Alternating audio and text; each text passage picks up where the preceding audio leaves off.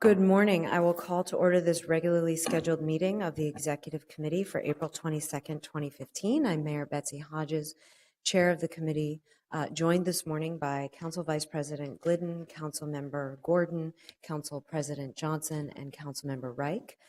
We are a full complement of the committee and can conduct the city's business. We have a number of items on our agenda today, a number of discussion items. And the first is a new appointed position, the Director of Transportation Planning. Ms. Nelms, good morning. Good morning, Mayor Hodges, members of the Executive Committee. We're here today to talk about two positions in Public Works that are being requested. Human Resources recommends the establishment of these positions as well. We're going to ask that the committee find that the proposed position meets the criteria in section 20.1010, council to establish appointed positions, that you approve the position as well as the recommended salary schedules as they will be described. And then last, that you forward these to the Ways and Means Committee. The first position is the Director of Transportation Planning.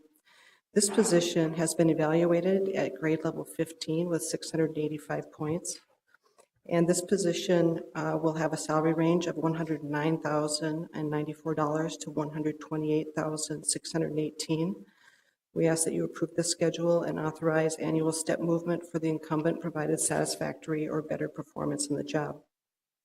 This position is a new position to be responsible for all aspects of the proposed Minneapolis Public Works Transportation Planning Division. And this position, some of the duties include overseeing the transportation planning efforts, managing capital assets related to transportation and transit infrastructure, and conducting long-range replacement planning of the owned assets and infrastructure, which total approximately $1 billion at this time. To tell you more about this position is the Director of Public Works, Stephen Kotke. Good morning, Mr. Kotke. Welcome. Good morning, Mayor, committee members. This position is going to be heading up the division that was actually created out of the 2014 budget. The division is referred to as Transportation Planning and Programming. And just to kind of refresh everybody's memories about the creation of this position, as well as the division, this division is going to be overseeing transportation planning. So what I'd call from a multimodal perspective of the planning work that's involved in both street projects, trail projects, transit projects, up through about what I'd call 30% design or concept design, and then it would be handed off to actually a transportation design division. But the division's also going to be responsible for capital programming. We have a large capital program in the city, and this group would be responsible for that 5-year capital programming efforts, as well as asset management in the city and public works. So those are the three main categories of work within this division: the transportation planning, the transportation programming, as well as asset management. And so the first step for creating this new division is we wanted to get this division director position created and on board and hired, and then we'll be consolidating people from from a couple other divisions in here, as well as hiring some new. So with that, I'd be happy to answer any questions you might have. Questions for Mr. Kotke? Seeing none, I will move approval of the staff recommendation regarding the new appointed position. Any discussion? Seeing none, all in approval, please signify by saying aye. Aye. Opposed, abstentions, that carries. We will go to the next new appointed position for Manager Field Support. Ms. Nelms. Thank you, Mayor Hodges, members of the committee. The second position under consideration today is titled Manager Field Support. It has been evaluated at 513 points and is a grade 11 position. The salary range for this position would be $81,176 to $95,702. Like the other position, we ask that you approve the schedule and that you authorize annual step movement for the incumbent, provided satisfactory or better performance in the job. The Director of Public Works and the Director of Public Works Business Administration requested this position, which will oversee public works safety and training programs and coordinate cross-divisional staffing and equipment needs. Typical duties will include overseeing and coordinating all of the public works safety-related matters and initiatives, leading, coordinating, and implementing all activities related to the emergency management preparation plan and program. To tell you more about this position and how it will serve the department to achieve its goals is the Director of Public Works Business Administration, Brett Jelly. Good morning and welcome, Mr. Jelly. Good morning, Mayor Hodges, committee members. This position allows the department to, Brett Jelly, Director of Business Administration, Public Works. This position allows the department to take 3 existing and distinct functions and put them in one location that will focus on field support. So currently we have a safety team, 3 people that reports up through me in Public Works Administration. We have a training, Public Works training staff person, and we have a field support group. And all of these positions will be combined underneath this manager and focus on issues of safety, of training, of field coordination that includes people and equipment, especially during construction season and during snow emergencies. And then also with the focus on emergency management. So these roles all have some overlapping responsibilities and work together today, but this organization will really help us put all this responsibility in one place. I'm happy to answer any questions. Questions for Mr. Jelly? I don't see any. I will move the staff recommendation for the new appointed position. Any discussion? Seeing none, all in approval, please signify by saying aye. Aye. Opposed, abstentions, that carries. We will move on to items 3 and 4, which are approving reappointments to the Civil Service Commission. And I think the way we'll handle this is, Ms. Ferguson, if you would like to present on both, and then we can take 2 separate motions when you're done Sure. on that.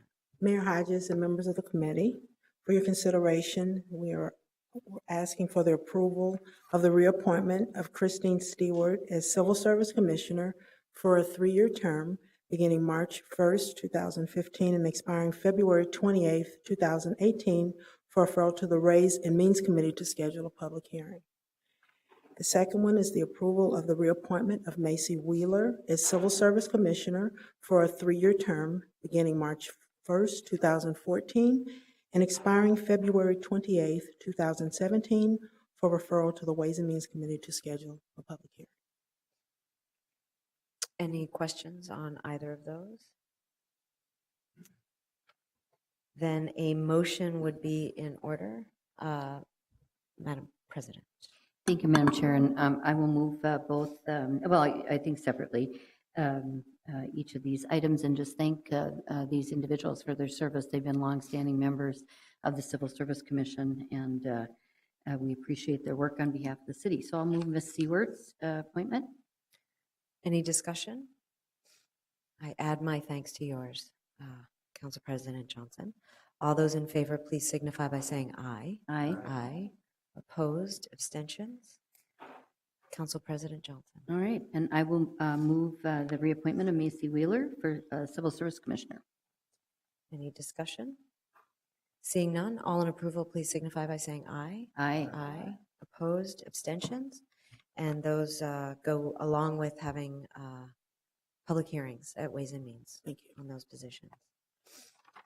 So we will move on to item 5, which is regarding the appointed officials compensation plan, and our city coordinator, Mr. Cronk, will be introducing the issue. Good morning, Mr. Cronkwell. Good morning, Chair Hodges, committee members, Spencer Cronk, City Coordinator. This morning, you'll be hearing 2 proposed policies that are intended to support the city's desire to be an employer of choice by attracting and retaining top talent. As you know, developing a strong, vibrant workforce for the future is a critical undertaking for us as a city and us as an employer. We need to meet this challenge to address the aging demographic of our current workforce while attracting the next generation of leaders to heed the call of public service. This can't be done without policies that incentivize high-caliber leaders to join us as we build a world-class city. The next 2 presentations on our appointed official compensation plan and a proposed paid parental leave policy are important tools to support this effort. I would like first to bring up Tim Giles, who will talk about the appointed officials compensation plan. Great. Thank you, Mr. Cronk, and good morning, Mr. Giles. Welcome. Thank you, Mr. Cronk. Mayor Hodges, members of the Executive Committee. In 1995, the Minneapolis City Council approved an appointed pay plan designed to manage the compensation or the pay for our appointed employees. At that time, the purposes of that plan was to provide some predictability, to correct some disparities in how we were treating our employees, and to keep us competitive in our relevant markets. The plan called for or suggests market surveys and adjustments if called for by the survey data every 3 years. Due to budget variables, survey-based market adjustments have not been made in the city of Minneapolis since the year 2000. And additionally, due to the decisions and calculation constraints, the adjustments made to bargaining unit pay has outpaced the adjustments made to appointed pay. In 2006 and again in 2012, we did comprehensive surveys. We did updates to those surveys in 2009 and in 2014. The surveys showed and continue to show that the pay provided to our appointed employees in the city of Minneapolis lags behind our compare group by approximately 6%. The city of Minneapolis, as City Coordinator Cronk has said, needs to compete for top talent in our appointed employees, and the lack of competitive pay has become an impediment to accessing this talent. Additionally, internally, compression has become a major issue. The city, along with Mr. George Gamak, who is kind of a noted expert nationally in compensation and classification, has developed recommendations that we believe will adjust the pay for appointed employees, let them be competitive now, and will help us into the future to retain this talent. The recommendations provided for a 2015 adjustment modifies the salary schedules and phases in the additional adjustments in 2015. The recommendations are as follows. Effective January the 1st, 2015, approve a general wage adjustment of 2.2%. This 2.2% is calculated exactly the same way as we calculate the adjustment for our bargaining units. We're asking that you adopt an 8-step salary schedule for all positions within the appointed officials' compensation plan, effective January the 1st of 2015.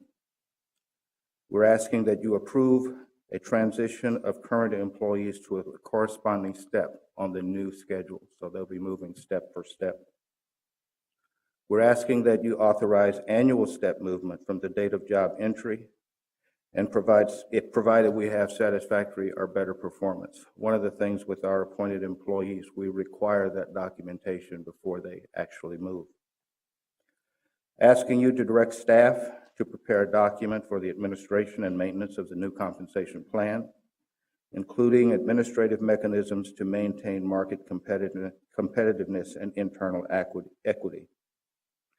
We're asking you to direct staff to implement the necessary actions to restore external market competitiveness as established and approved by the previously adopted plan as follows. On July the 1st, 2015, authorize a 3% adjustment to the appointed compensation plan. And on December the 31st of 2015, authorize a 3% increase to the compensation plan. We're asking you to exclude one position, the internal auditor from the adjustment internal auditor from the adjustment in item 6, as that position underwent a market adjustment in 2014 when the position was filled, and the 6% is already accounted for. And we're asking you to refer this to the Ways and Means Committee for the adoption and by the full council.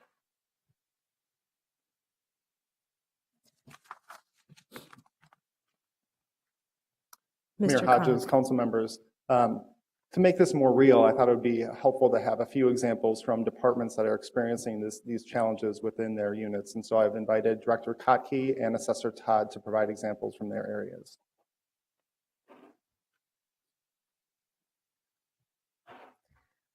Mr. Cockey, welcome back. Madam Chair, for Mayor and committee members, kind of a public works perspective on this. First off, hiring and retaining talented leadership in the department is probably my most important job. It is the most important thing that I do, is to hire really, talented leadership for the department. I like to say I'm in charge of the department. I am in charge of the department, but really it's my division directors that really run the department, and it's critically important that we have the right people in those positions. Just to speak to a few of the issues that Mr. Giles brought up.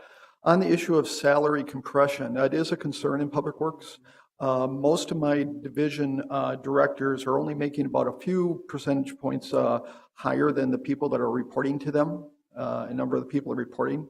And not only is this an issue of kind of fairness and a concern for me on retainage of our division directors, but it also does not really give that much incentive for people in the, in their the divisions to take a promotion to these appointed positions, taking on a lot more responsibilities for not much additional compensation. On the issue of recruitment, I'll give you an example of a situation that we had that I think you're most all familiar with. Is a few years ago, we needed to hire a director of water treatment and distribution for the department.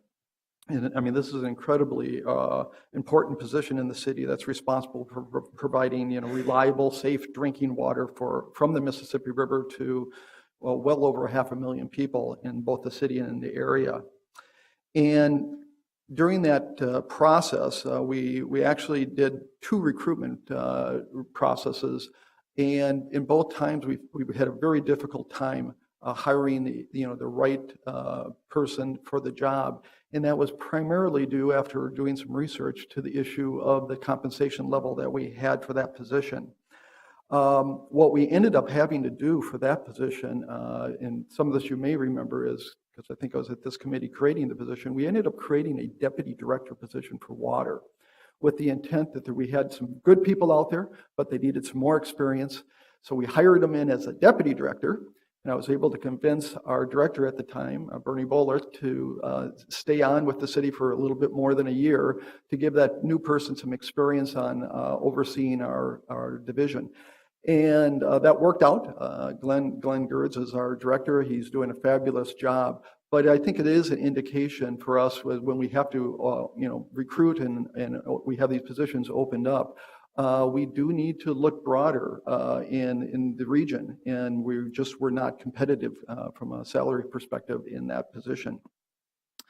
And then lastly, as you hopefully are aware, I am very interested in diversifying our workforce in Public Works, and that includes our leadership team as well. And hiring talented leaders is a very competitive process, and women and people of color that would make great leaders for the city of Minneapolis are also very aggressively pursued in the marketplace. So as we continue in the position I just came here earlier with, our transportation planning and programming position, we are competing against the marketplace, including the private sector on this. So I think increased salaries for some of these positions will really help our efforts in that regard. So.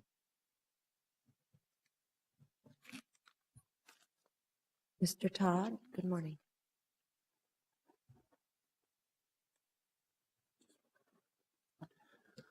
Good morning, Mayor Hodges and members of the Executive Committee. Patrick Todd, Minneapolis City Assessor. So I echo a lot of the same comments and sentiments that Mr. Kotke had articulated just a few minutes ago. What I have is the good fortune of having to, let me back up a little bit. There are, in my department of only 36, I have 4 appointed positions. There's myself, there's the director of assessments, which is my number 2, my manager of assessment services, which is my number 3 position, and then the chief appraiser.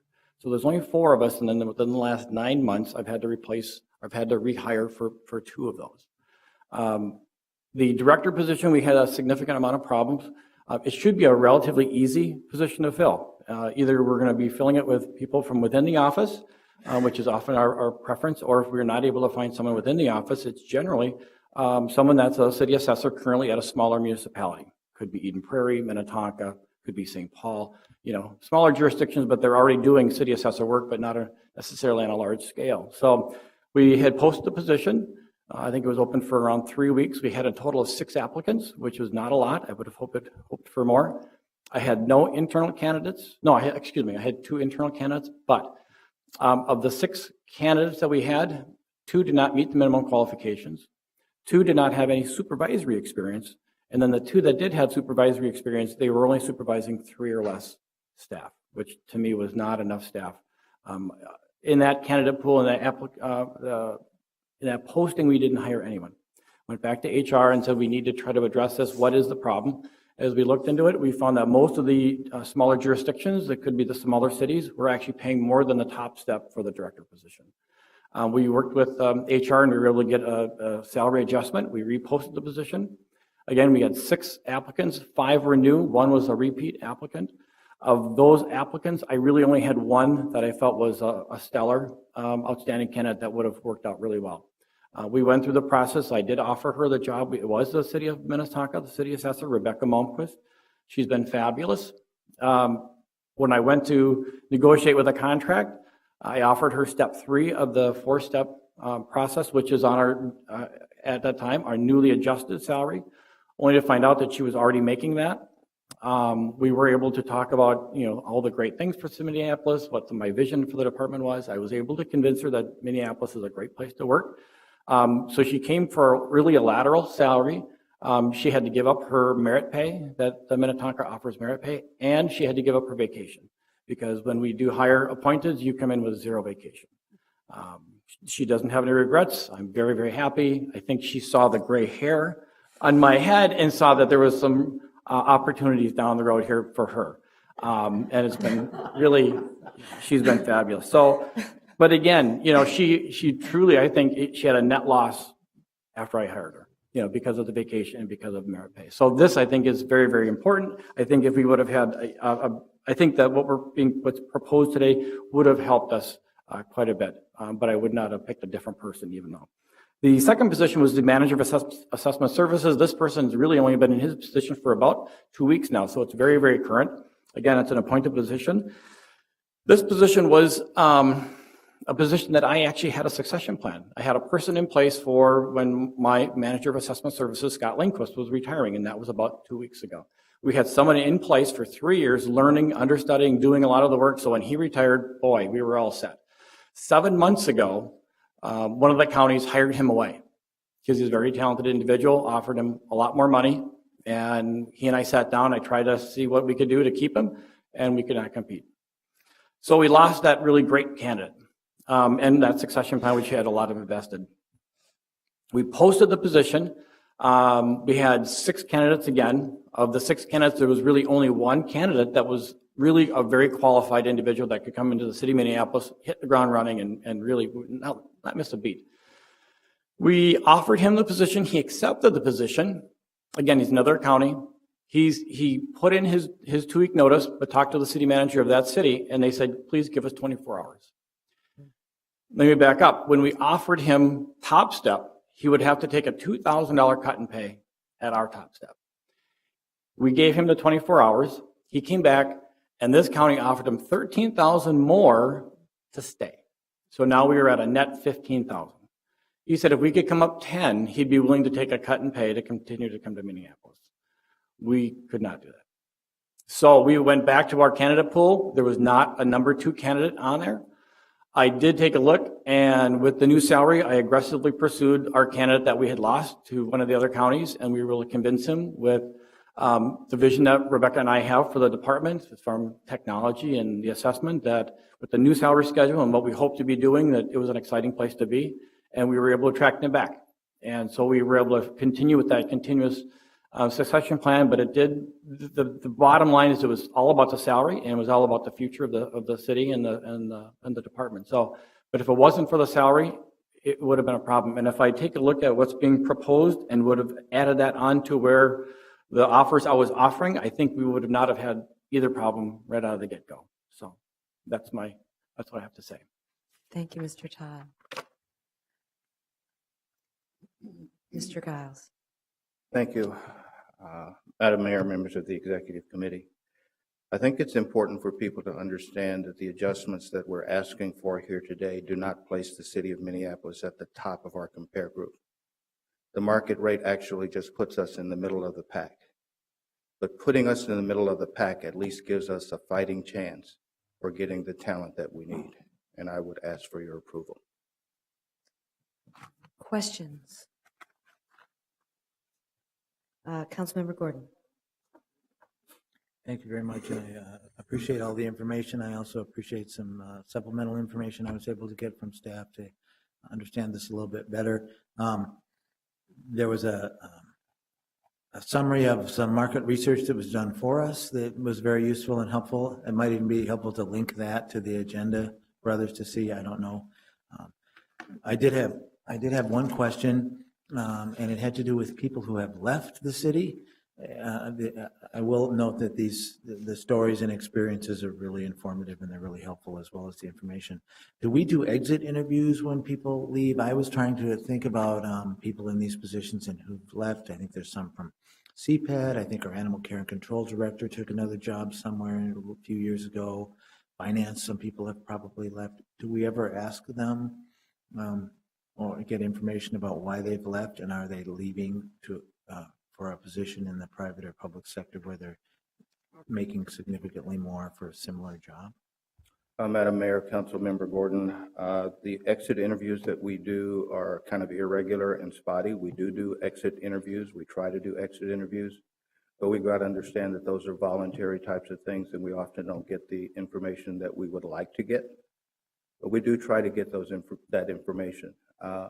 People leave places for a lot of different reasons, and we can't control all of that. But what I would just simply ask is that you give us a chance to get talent and keep talent. Okay, thank you. Council Vice President Glidden.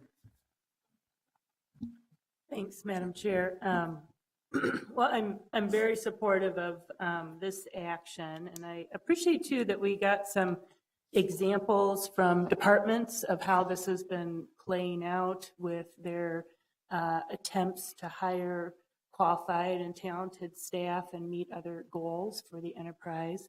I think it's interesting that we just had a big presentation with multiple departments led by Human Resources about workforce planning, because this seems like a perfect pairing with of one element of that workforce planning, which is our compensation levels. The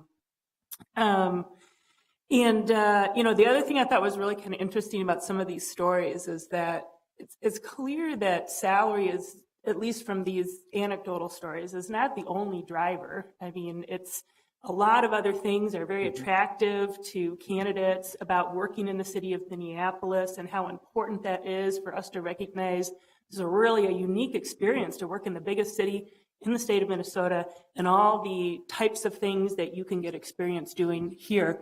And that's a great value, but salary does play into this. And especially when you're talking about examples where people might be taking a cut to move to a higher, more level position in the city of Minneapolis with more responsibility, that should concern us, or that you will stay flat and do that. So we need to be paying attention to those signals.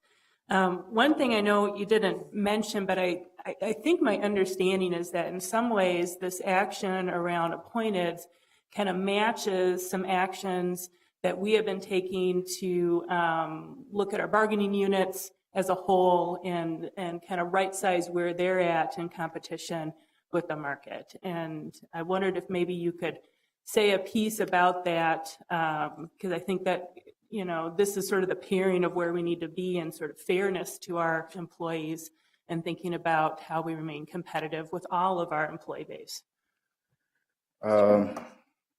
Madam Mayor, Councilmember Glidden, we did do some research and looked at what has happened with the bargaining units over about the last 10 or 12 years in terms of the adjustments that they have received compared to the adjustments that the appointed employees have received. I just briefly mentioned that it had outpaced it, but that's in the neighborhood of about 3.5% to 4%, I think, is actually the delta between what has happened at that period of time.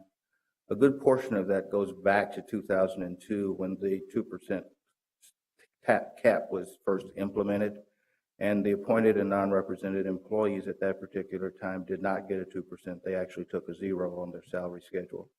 If you take that, just that particular piece, and use the multipliers through, you're going to see that you're going to get to that level of what we're talking about in terms of the delta. The other piece that kind of plays into that is that the employment agreements for appointed employees are a little bit more rigid than they are for the collective bargaining agreements, and we just don't have the latitude to do the calculations. There were periods of time where some of the bargaining units gave up their step progression so that they could get a full 2% or a full 2.5% on the salary schedules. In the appointed employee piece, we're not able to stop that step progression. So we always had to charge the step progression against the overall amount. That accounts for some of that also. And that's some of the calculation stuff that I was talking about that were kind of impediments when we start looking at the adjustments. The other part of it is there just hasn't been the appetite shown to make the adjustments. And that's political and administrative appetite to make the adjustments for the appointed employees. People see the salaries of the appointed employees and they think that it's just a huge amount of money. But it's more than a huge amount of money. It's fairness for what we're asking them to do. Other questions for Mr. Giles? Seeing none, I will move the set of staff recommendations regarding revision of appointed compensation plan. Any discussion? I will just note that I appreciate the work that staff did to make this happen. This has been a long time coming conversation in the city of Minneapolis. And I agree that it is one of two items on the agenda today that is about attracting and retaining really great talent to the city of Minneapolis, in addition to the really great talent that we already have here. So I appreciate this being before us. Seeing no further discussion, all of those in favor, please signify by saying aye. Aye. Aye. Opposed, abstentions, that carries. That brings us to the final item of the day, which is the paid parental leave policy. Mr. Bernardi, welcome. Thank you. Good morning, Chair Hodges, members of the Executive Committee. My name is Chuck Bernardi. I'm with the City of Minneapolis Human Resources Department, and I'm a manager in the department, and I do a lot of our policy work. Shortly in early January, I was given an assignment to do some research on paid parental leave policies across the United States. And I'm going to share that with you this morning, which led to our recommendations today.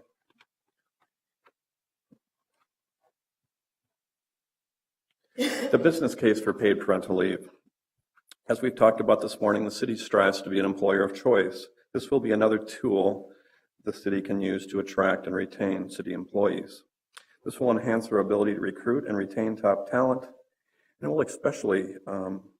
this will especially benefit our newer and younger employees who often cannot afford to take leave because they do not have a lot of sick leave or vacation leave built up yet. This also contributes to creating a more promising future for employees to higher engagement.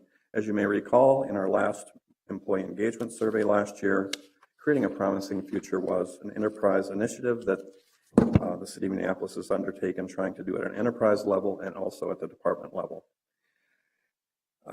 In our most recent employee survey, the highest priority item was creating a more promising future for our city employees. And again, this is another tool that will help contribute to that, and hopefully leading to even higher engagement levels the next time we do our survey.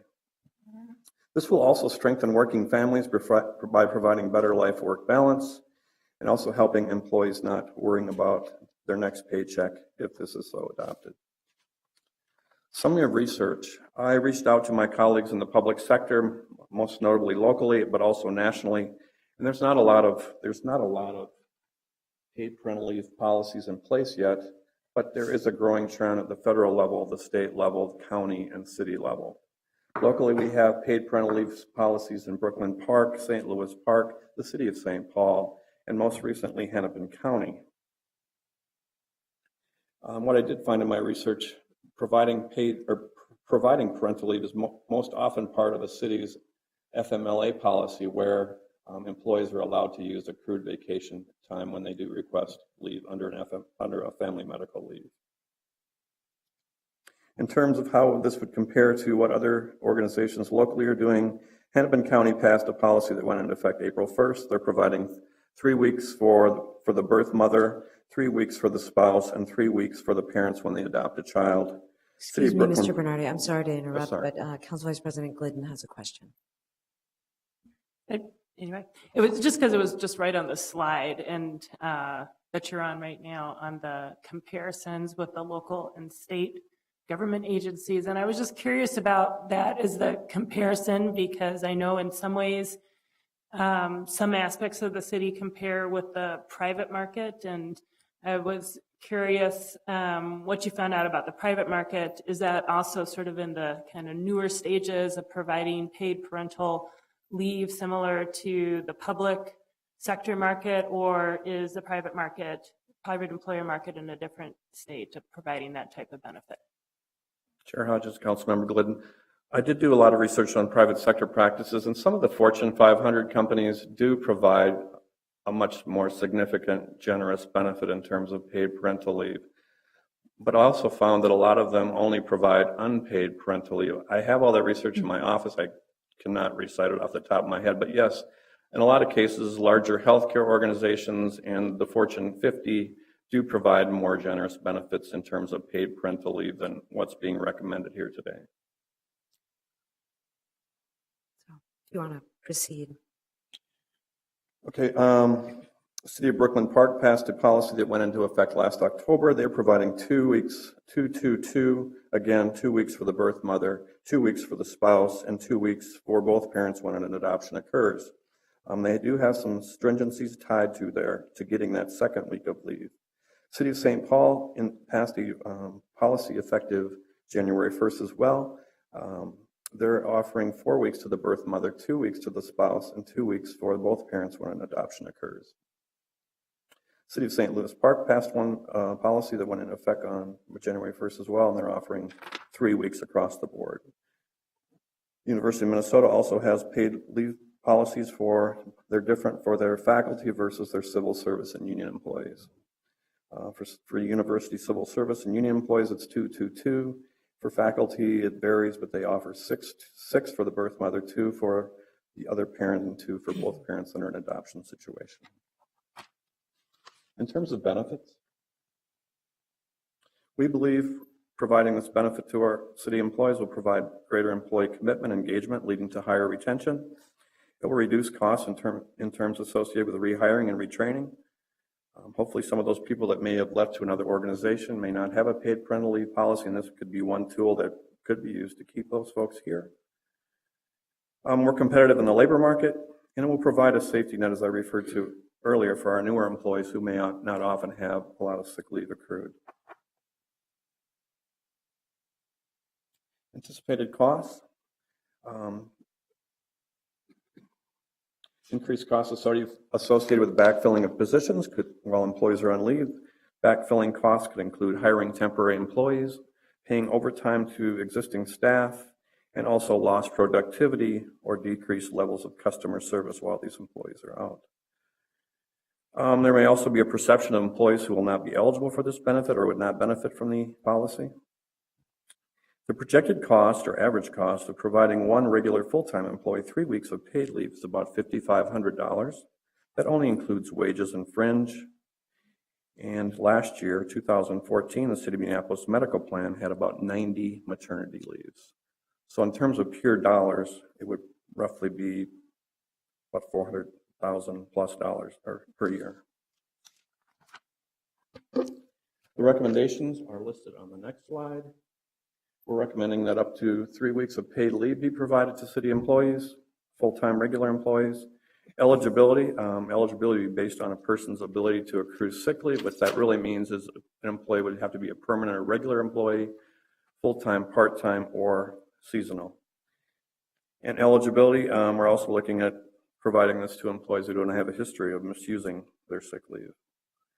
The leave period would start upon the birth of the child or formal placement of the adopted child. It must be used within 12 weeks following the birth or adoption, and it would run concurrently with other leaves under federal and state law, most notably the Federal Family Medical Leave Act and the Pregnancy and Parental Leave Act under state law. That is the end of my presentation. I would be glad to answer any questions. Questions? Councilmember Gordon. Thank you very much, Madam Chair. And I'm just trying to do the math here. I guess my question I was trying to figure out is what it would cost us to add more time to parental leave. I happen to believe this can be so significant to in a once in a lifetime experience, certainly for the baby, to have their parents at home, and it can just do so much for that relationship, and it's something that we want to support.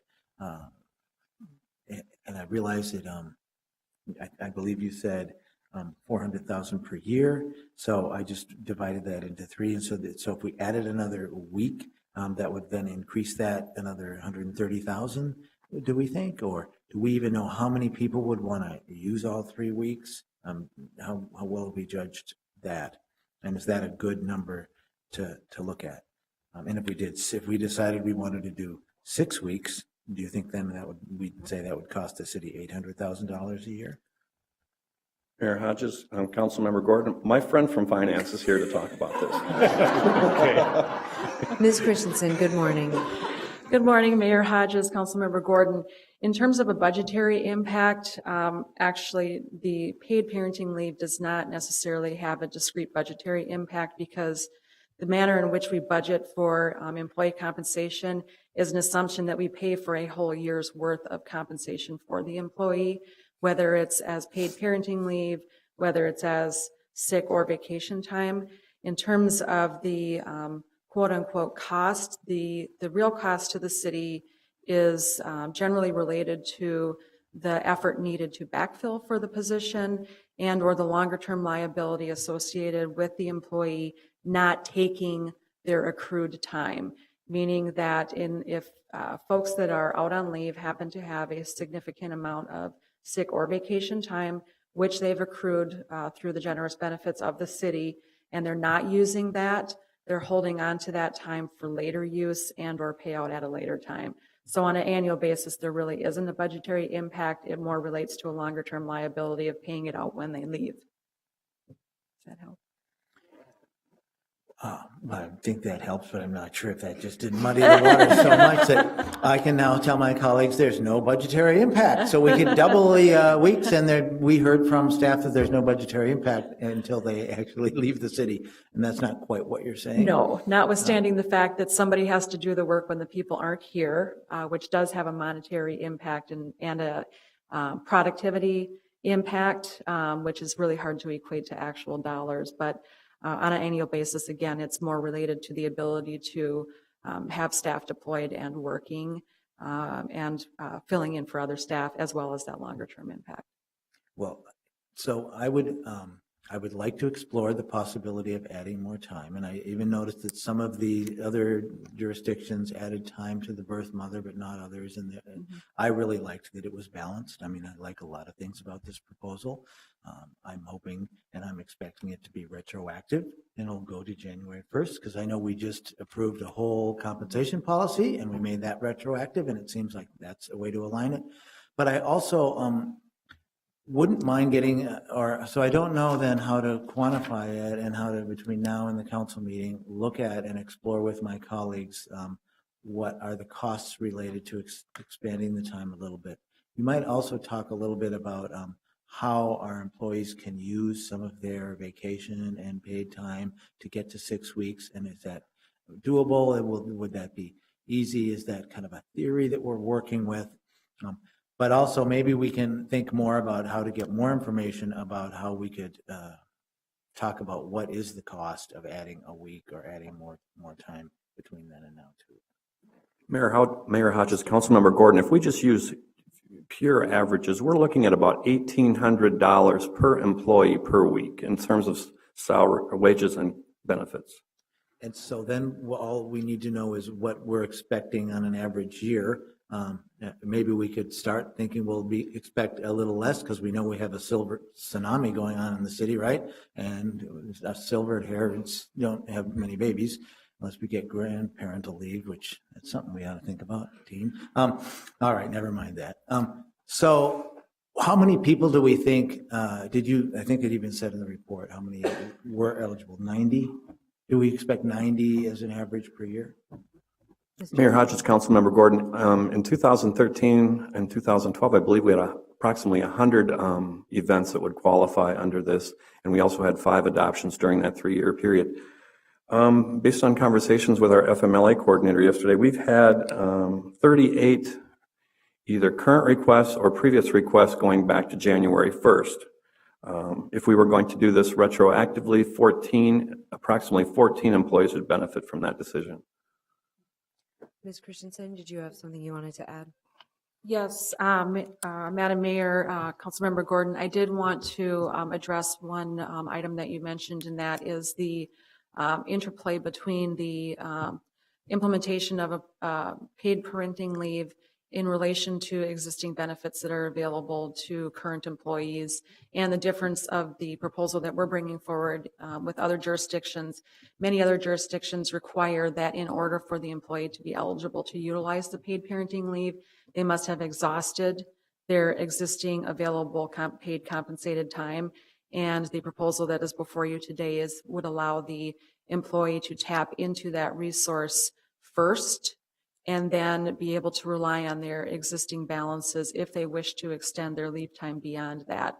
So we are adding it as an additional benefit.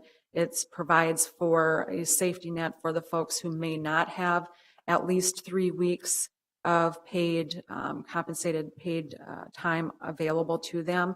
But under the existing policies, any of these staff would have the ability to utilize the time that they currently have available to extend their leaves to the full amount. I appreciate that, and I think that's great. Also, after you have a baby, there's a good likelihood you'll need more sick time and vacation time in those first years. So I think I really appreciate that we preserved that. And if I could add one more thing, Mayor Hodges, Councilmember Gordon, many of the companies that I researched require employees to be eligible for paid parental leave. They have to be with the organization for 1 year, and they align their eligibility with FMLA. So in this case, we would be providing this benefit if they are a permanent regular hire versus waiting for 12 months. So that is also more beneficial to employees and what's the trends going across the country at this time. Other questions? Council President Johnson? Madam Chair, I guess I would ask any kind of analysis of comparables with other units of government would need to include how they treat sick leave balances, leave balances, and the ability to carry them forward. As Ms. Christensen said, I think we're quite generous when I hear what other levels of government let their employees do. We have a very generous policy about letting people carry balances forward that some other levels don't. Mayor Hodges, Council President Johnson, that is correct. Other questions? Council Vice President Glidden. Thanks, Madam Chair. And I don't know if this is more a question or a comment, but on this issue of kind of what's the benefit package we provide today that can be used, and how does this kind of play out for the employee experience? I kind of wish we had had a little bit more of that actually in the report that helped us understand why this was a recommendation. I had understood that there's maybe a area within the enterprise where, because of how you accrue your benefits, kind of it's those newer employees that may be most challenged in determining, do they really have the time to take off?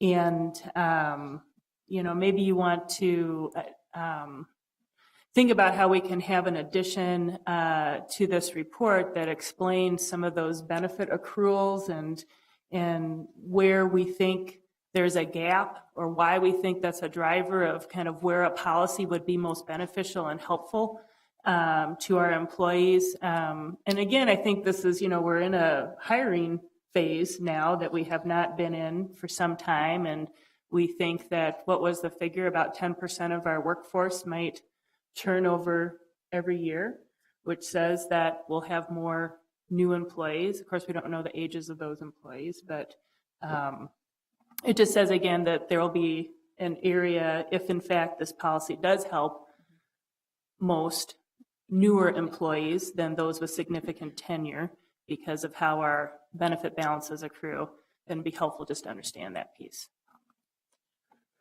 Madam Mayor, Councilmember Glidden, we believe, staff believes that we would have the ability to go back and do some more research regarding that particular issue as it pertains to folks who have utilized a leave of any sort relating to birth or adoption of a child, and look to see what types of leave those people have used. Did they have balances? Did they have to use sick or vacation?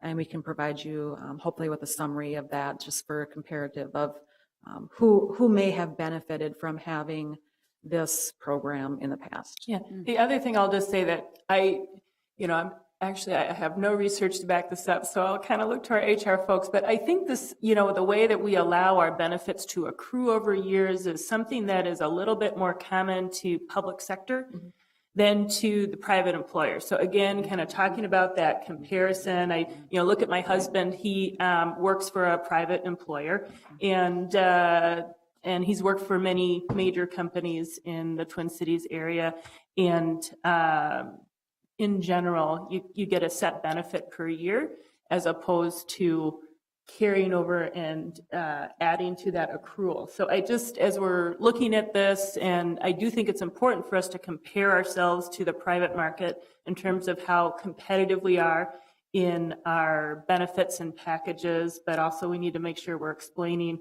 why our proposal kind of comes in where it does and how that fits in. So. Other questions?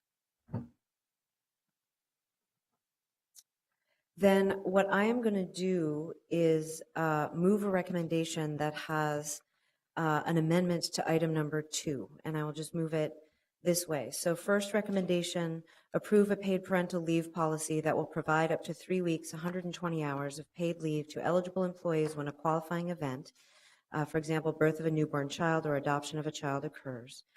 Item 2, I'm going to amend from what's on the page, and you should have copies in front of you. 2, directing the human resources to develop and put into place the necessary procedures that will support the implementation of a paid parental leave policy to be effective January 1st, 2015. Staff are directed to identify and provide a mechanism to make whole those employees that claim a qualifying event that occurred after January 1st, 2015. And item 3, direct the Human Resources Department to place the policy and procedures in the policy library. So that is before us. Discussion. I don't see discussion. I will just say, as a manager for whom this is a relevant topic, facing both the prospect of having to hire someone to do some work and then also facing the prospect of having people backfill the work, I know that there are challenges to managers in doing this, and that there are ways to manage through it. And I also know the benefit that it provides to our employees. And so I am obviously in support of this, and that's one of the reasons why. Council President Johnson. Thank you, Madam Chair. I just would mention that we received a letter from Senator Katie Sieben, who's the Assistant Majority Leader in the State Senate, congratulating us on dealing with this paid parental leave issue, and just offering her support and her disappointment that the legislature isn't dealing with this. But she views us as an important player in putting this on the table for our employees, sets an example for other employers in the state. So thank you, Senator Sieben, for sending us that letter. And thank you, Council President Johnson. That reminds me that we also got call from the White House and from the Secretary of Labor, also appreciating us having this policy before us and considering it at the city. So there is nationwide eyes and support for what we're doing here. Any further discussion? Seeing none, all in approval, please signify by saying aye. Aye. Aye. Opposed, abstentions, that carries. Thank you, everyone. And seeing no further business before the committee, we are adjourned.